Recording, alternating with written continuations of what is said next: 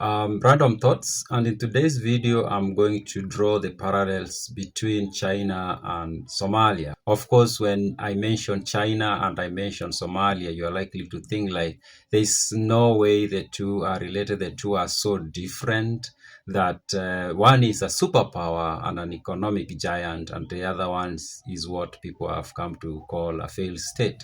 But I want you to follow me through this and then you'll see what I mean. Now, let's start with the story of China.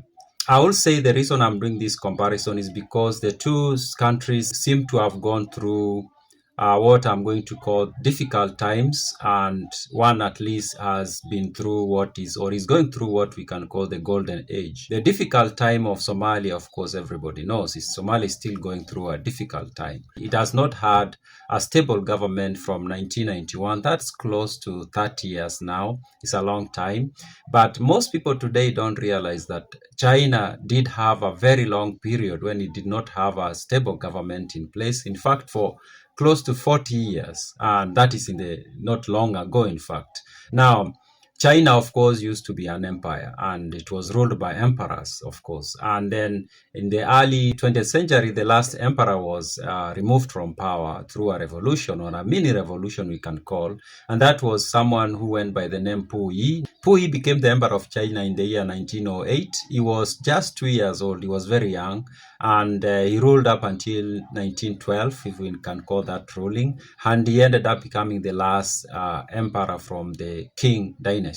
Now, the person who removed Puyi from power was a guy who went by the name Sun Yat-sen. Now, Sun Yat-sen had carried out or carried on kind of like a resistance, or he wanted that China becomes a republic, and he organized this underground movement. And by the year 1911, this movement had become very powerful, and Puyi had to leave, and Puyi abdicated. And after Puyi abdicating, of course, Sun Yat-sen became the first president of China, and China became a republic, basically. But his stay wasn't long, because this guy, Sun Yat-sen, did not control the military. At this time, the guy who was in charge of the military was a guy who went by the name Yuan Shikai. Now, Yuan Shikai was basically in control of the military, and he made it very difficult for Sun Yat-sen to do anything really. And then very soon Sun Yat-sen had to resign, and then Yuan Shikai became the president. But Yuan Shikai had dreams of becoming emperor himself, and in fact he did declare himself emperor, but that was short-lived because the ground was not willing to accept him as the emperor. And it's from that point that China fell into chaos, and the country basically disintegrated. And then there were these warlords all over the place, and each province and had several warlords, and each warlord was controlling a small area, and then each warlord had their own laws, and they even launched their own currencies and things like that. So China basically disintegrated into these many small regions that were controlled by several warlords. And in fact, China, of course, became very weak at that point. It could not protect itself. Everybody was doing whatever they wanted to do to grab whatever they wanted to grab. And even the neighbors took advantage of it. Japan, for example, did hive some part of China, and it started ruling it.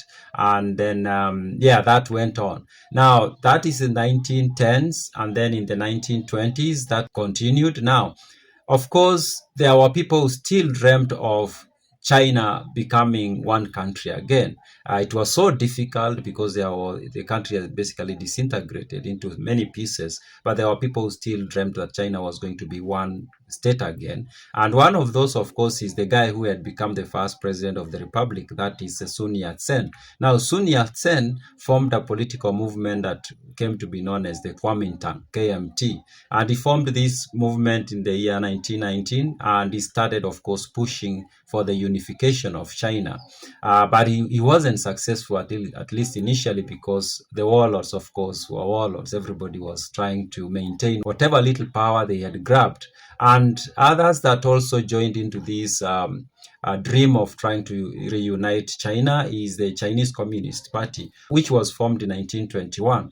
Now, in the 1920s, these two political parties, or we can call them political movements, were trying so hard. They were even trying to work together to get rid of the warlords from the different parts of China. And so they didn't see each other as enemies, really. They saw each other as partners who were trying to bring sanity to China. And in fact, they did form coalitions and they did form unity, one front, and they did work together. But of course, they were facing the warlords across China. By 1930s, the warlords were basically gone. They had been removed. The two players, that is the Chinese Communist Party and the Kuomintang Party, had basically gotten rid of the warlords. And now they had another problem. Now these two now could not agree on how to rule China together.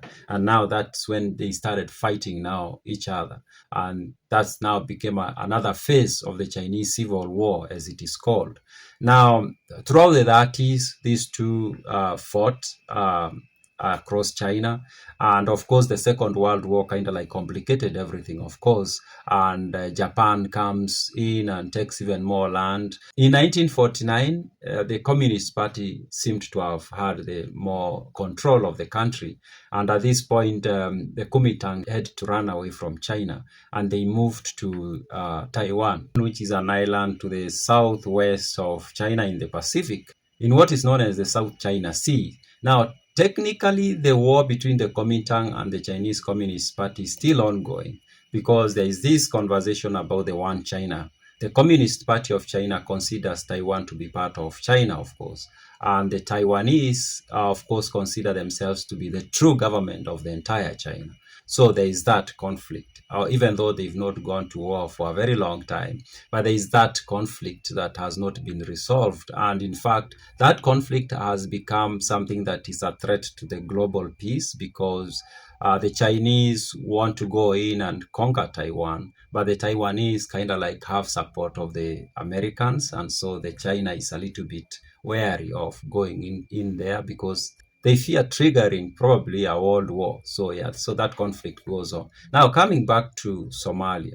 Now Somalia has existed without a stable government for the last 30 years. Somalia at one time is going to get out of the difficult times and is going to get into its golden age. That's going to happen. It might not happen today or tomorrow, but one thing is for sure, it's going to happen at some point. With that in mind, we have to recognize that Somalia has a very industrious population, and we can see what Somalis have achieved outside their home. They've gone to school, they've opened businesses, they've run a lot of things very well. So we can only imagine what these people are going to do when their country is stable and there is peace and there is structure and organization. When they bring back that industrious nature that they've developed over time, what are they capable of achieving? It's possible they are going to build industries and manufacturing and things like that. So that's why I say there is a possibility that Somalia could become the China of Africa. Those are my random thoughts.